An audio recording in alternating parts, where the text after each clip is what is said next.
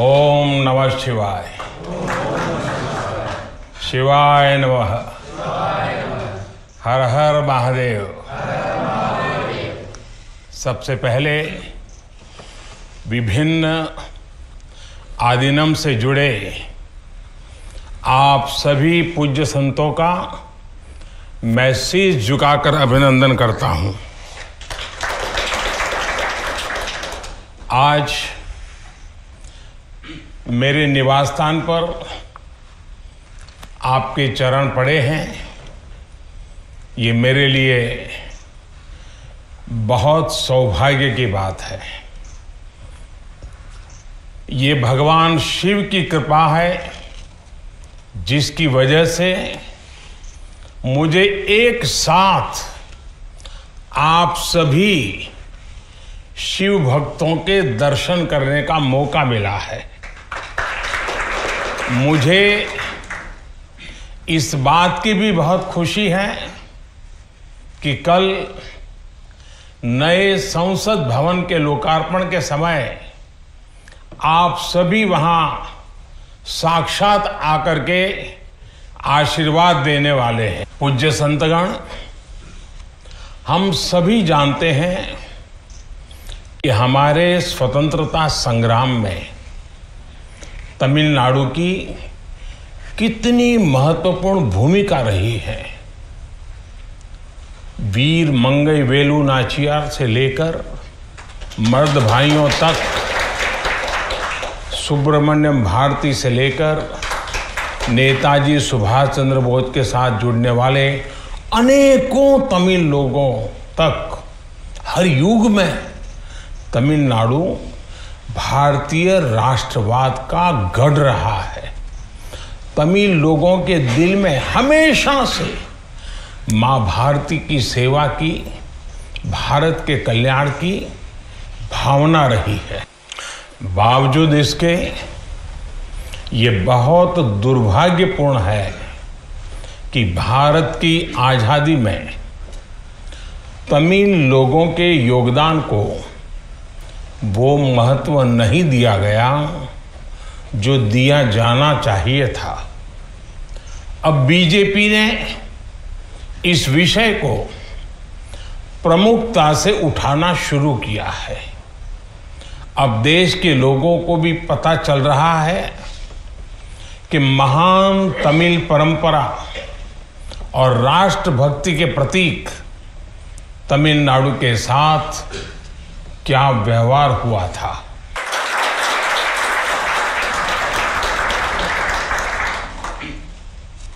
जब आजादी का समय आया तब सत्ता के हस्तांतरण के प्रतीक को लेकर प्रश्न उठा था। इसके लिए हमारे देश में अलग अलग परंपराएं रही हैं, अलग अलग रीति रिवाज भी रहे हैं, लेकिन उस समय राजा जी और आदिनम के मार्गदर्शन में हमें अपनी प्राचीन तमिल संस्कृति से एक पुण्य मार्ग मिला था। ये मार्ग था सेंगोल के माध्यम से सत्ता हस्तांतरण का। तमिल परंपरा में शासन चलाने वाले को सेंगोल दिया जाता था। सेंगोल इस बात का प्रतीक था कि उसे धारण करने वाले व्यक्ति पर देश के कल्याण की जिम्मेदारी है और वो कभी कर्तव्य के मार्ग से विचलित नहीं होगा। सत्ता हस्तांतरण के प्रतीक के तौर पर तब 1947 में पवित्र तिरुवावड़ुतुरई आदिनम द्वारा एक विशेष सेंगोल तैयार किया गया था। आज उस दौर की तस्वीरें हमें याद दिला रही हैं कि तमिल संस्कृति और आधुनिक लोकतंत्र के रूप में भारत की नियति के बीच कितना भावुक और आत्मीय संबंध रहा है। आज उन गहरे संबंधों की गाथा इतिहास के दबे हुए पन्नों से बाहर निकलकर एक बार फिर जीवंत हो उठी है।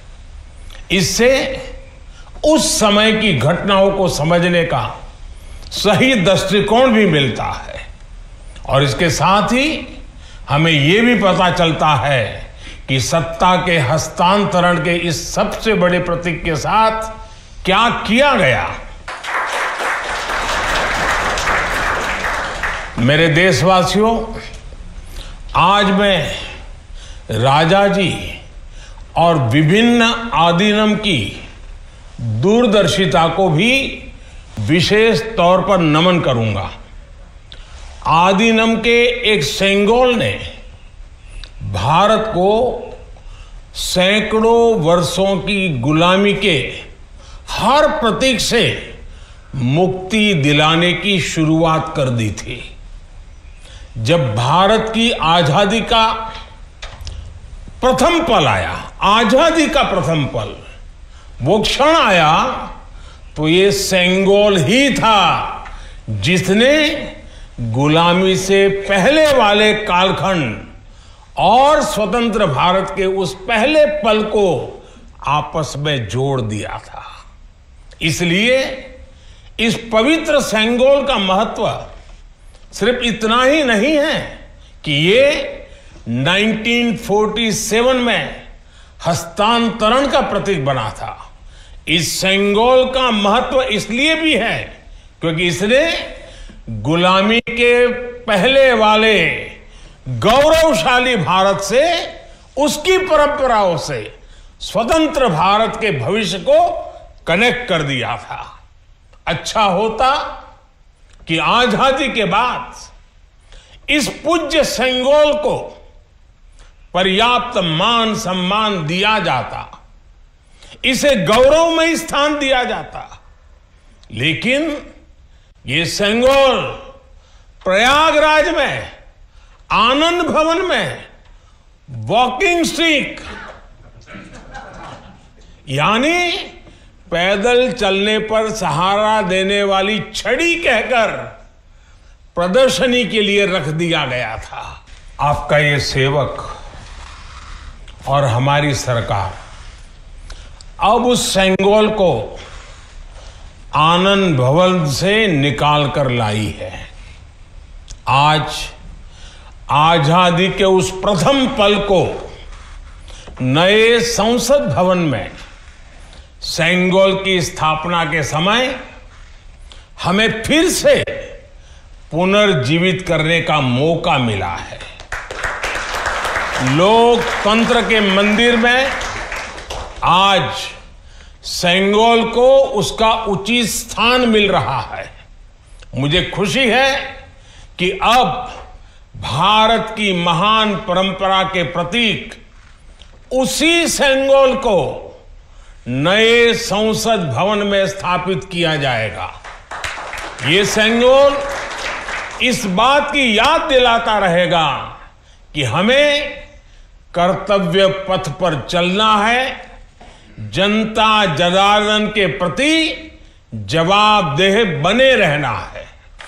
पूज्य संतगण, आदिनम की महान प्रेरक परंपरा साक्षात सात्विक ऊर्जा का प्रतीक है।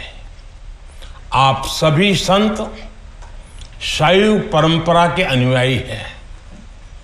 आपके दर्शन में जो एक भारत श्रेष्ठ भारत की भावना है, वो स्वयं भारत की एकता और अखंडता का प्रतिबिंब है। आपके कई आदिनम के नामों में ही इसकी झलक मिल जाती है। आपके कुछ आदिनम के नाम में कैलाश का उल्लेख है। ये पवित्र पर्वत तमिलनाडु से बहुत दूर हिमालय में है, फिर भी ये आपके हृदय के करीब है। शैव सिद्धांत के प्रसिद्ध संतों में से एक तिरुमूलर के बारे में कहा जाता है कि वो कैलाश पर्वत से शिव भक्ति का प्रसार करने के लिए तमिलनाडु आए थे। आज भी उनकी रचना तिरुमंदिरम के श्लोकों का पाठ भगवान शिव की स्मृति में किया जाता है। अपर, समंदर, सुंदरर और माणिका वासगर जैसे कई महान संतों ने उज्जैन, केदारनाथ और गौरीकुंड का उल्लेख किया है। जनता जनार्दन के आशीर्वाद से आज मैं महादेव की नगरी काशी का सांसद हूं, तो आपको काशी की भी बात बताऊंगा।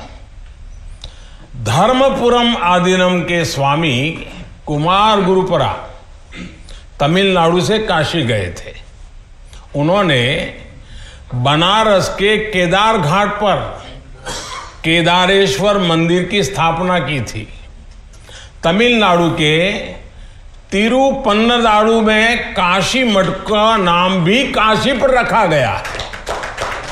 इस मठ के बारे में एक दिलचस्प जानकारी भी मुझे पता चली है। कहा जाता है कि तिरुपन्नदारु का काशी मठ तीर्थ यात्रियों को बैंकिंग सेवाएं उपलब्ध कराता था।